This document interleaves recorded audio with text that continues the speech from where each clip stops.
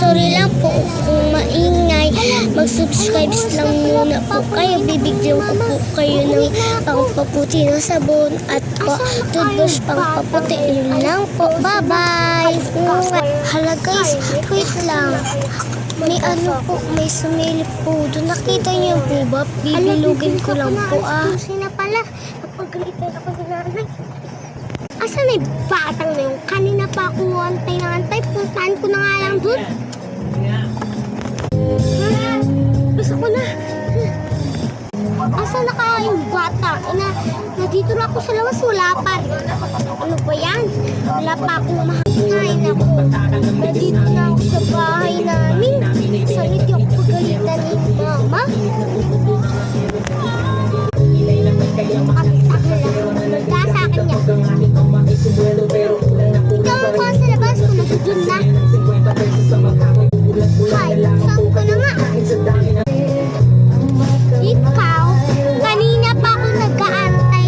Sabi ko, bantayin mo yung sinain doon.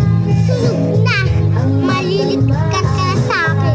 Gumawa lang po kami ng assignment. Huwag yung pagwaluin So, nakalimutan ko lang po Sorry. Sabi mo, gagawa ka ng assignment? Yung pala, nag-inuman pala kayo.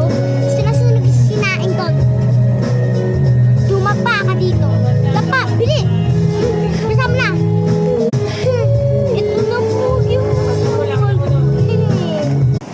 papaluin kita kasi wala na tayo makain doon Kasama na!